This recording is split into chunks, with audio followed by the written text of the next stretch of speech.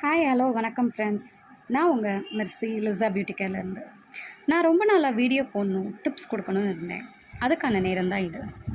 நிறையா பேர் என்னோடய கிளைண்ட்ஸ் என்கிட்ட கேட்குறாங்க, அவங்க ஃபுல் ஹேரை கம்பேர் பண்ணும்போது ஃப்ரண்ட் போர்ஷனில் இருக்க ஹேர் ரொம்ப ட்ரையாக ஃபீல் ஆகுதுன்னு. அதுக்கான ஒரு சின்ன டிப்ஸ் ட்ரை பண்ணி பாருங்கள். ரெகுலராக நம்ம hair wash weekly 2 or 3 times பண்ணுறோம். ஆனால் நம்ம ஃபேஸ் வாஷ் டெய்லி 2 டைம்ஸ் ஆச்சு பண்ணுறோம்.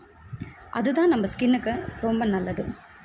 அப்படி ஃபேஸ் வாஷ் பண்ணும்போது நம்ம ஹேர் எப்படி இருக்குன்னு நம்ம பார்த்துருக்கோமா? நம்ம ரெகுலராக ஃபேஸ் வாஷ் பண்ணும்போது சின்ன சின்ன ஹேர் ஃபேஸில் வந்து விழும். அதோடு சேர்த்து தான் நம்ம ஃபேஸ் வாஷ் பண்ணுறோம். இப்படி பண்ணும்போது ஃப்ரண்ட்டில், ஃபோர்ஹெட்டில், ஹேர் லைனில், கழுத்துக்கு பின்னாடி இருக்க ஹேரில் மட்டும் 2 வாட்டியாச்சும் கிளென்சிங் ப்ராடக்ட் ஒரு நாளைக்கு கண்டிப்பாக பட்டுரும். அது உங்கள் ஃபேஸ் வாஷ் ஆர் சோப் எது வேணால் இருக்கலாம். இப்படி ஃபேஸ் வாஷ் பண்ணும்போது, குளிக்கும்போது அடிக்கடி உங்கள் ஹேரில் கிளென்சிங் ப்ராடக்ட் பட்டுகிட்டே இருந்தால் பேக்கில் இருக்க ஹேரை விட ஃப்ரண்ட்டில் இருக்க ஹேர் ரொம்ப ட்ரை ஆகிரும். சொல்லப்போனால் நார் மாதிரி. இதனால தான் ஃப்ரண்ட்டில் இருக்க ஹேர் ரொம்ப ட்ரையாக ஃபீல் ஆகும்.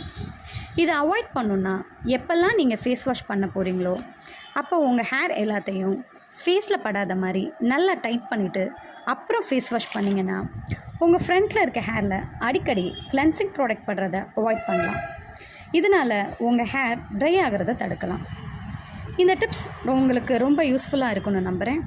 இந்த மாதிரி உங்கள் அழகை பாதுகாக்க உதவும் தகவல்களுடன் நெக்ஸ்ட் டைம் வரேன். நான் உங்கள் லிசா பியூட்டி கேர் மெர்சி.